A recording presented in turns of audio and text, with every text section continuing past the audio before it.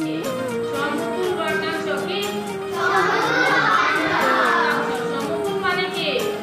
সমতুল মানে হচ্ছে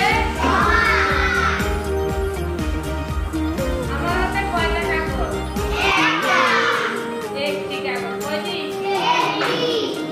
এক। আমরা অঙ্ক লিখতে পারবো? এখন এইটাকে আমরা দেখো কি করি।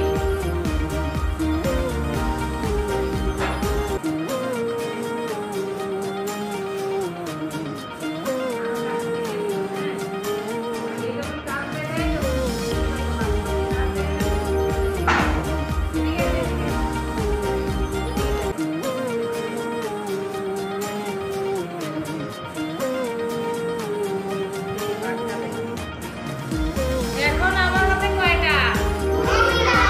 দুইটা। একটা পিসকে আমি মাঝখান দিয়ে কেটে ফেললাম, মানে কি করলাম? ভাগ করলাম। ভাগ করলাম। এখন কয়টা হচ্ছে? দুইটা হচ্ছে। একটাকে যে আমি ভাগ করলাম, মাঝখান দিয়ে কেটে ফেললাম, তাহলে কি দুইটা হয়ে গেল? ভাগ করলাম, তাহলে কয়টা হলো? এটা এক ভাগ, এটা এক ভাগ। তার মানে এই একটা ভাগকে আমরা কিভাবে করবো? দুই ভাগের একটা ভাগ, দুইটা ভাগের একটা ভাগ। তাহলে এটাকে আমরা করে কিভাবে প্রকাশ করবো? দুই ভাগের এক অংশ। দুই ভাগের এক অংশ। এই অংশটা হচ্ছে কি? দুই ভাগের এক অংশ। প্রথমে ছিল একটা পিস, তাই না?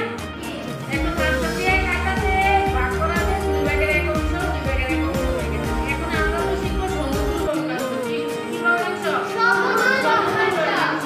এখন আমি আবার এই টুকরোগুলোকে মাঝখান দিয়ে ভাগ করে দেই।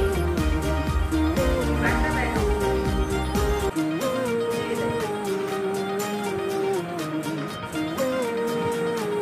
এখন কয়টা ভাগ হচ্ছে বলো? কয়টা? চারটি ভাগ হচ্ছে। কয়টা? চারটা থেকে যদি আমি একটা দেই, তাহলে এখানে কতটুকু আছে?